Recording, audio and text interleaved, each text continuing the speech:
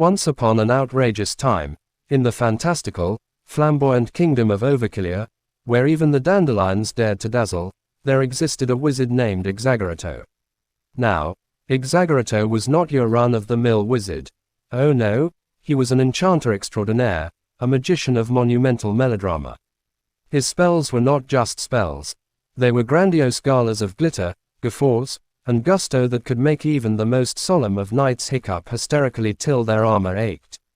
On a sun-drenched morning, King Hyperbolus, whose imagination knew no bounds, decided his castle lacked a certain oomph.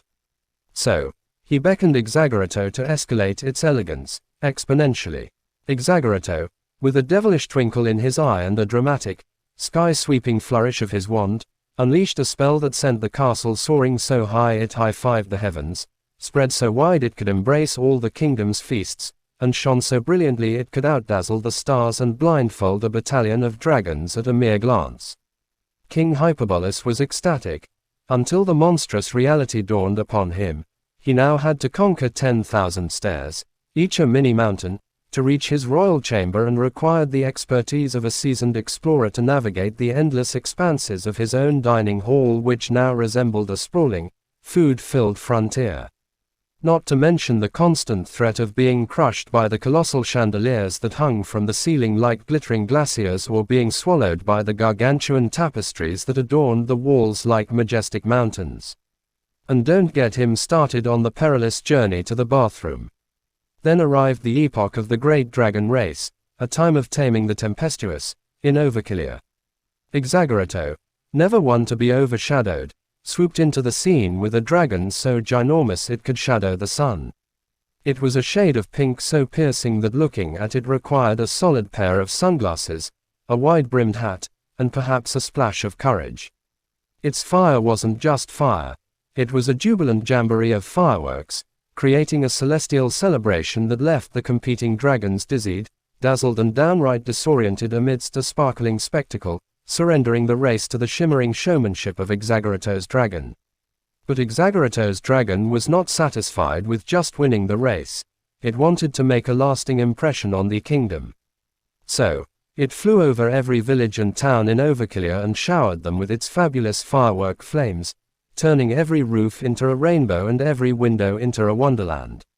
The people were amazed and amused by this unexpected display of pyrotechnics and praised Exaggerato's dragon as the most magnificent creature they had ever seen.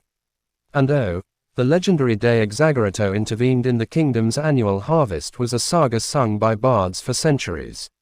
With a wave of his wand and a grandiloquent incantation that resonated through realms, he beckoned the crops to burgeon and boom.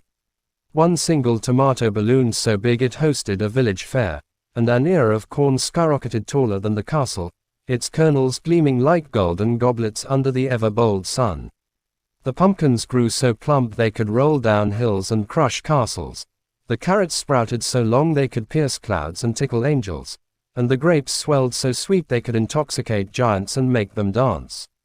The farmers were overjoyed by this bountiful harvest and thanked Exaggerato for his generous magic. They invited him to join them in their feast and celebration, which lasted for days and nights without end. Exaggerato gladly accepted their invitation and brought along his dragon as his +1. Together, they ate and drank and sang and danced with the merry folk of Overkillia until they could eat and drink and sing and dance no more. In Overkillia, every day with Exaggerato was an extravaganza.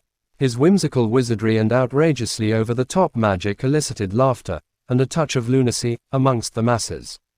Even the stone-faced statues seemed to smirk. Though his methods were a kaleidoscope of comedic excesses, all echoed one harmonious hymn. Overkillia with Exaggerato was a riot of revelry, a domain of delightful delirium. And so, amidst a cascade of confetti that rained down for days, they lived excessively, exorbitantly, ever after, each day a flamboyant festival in the whimsical world of Exaggerato's Overkillia.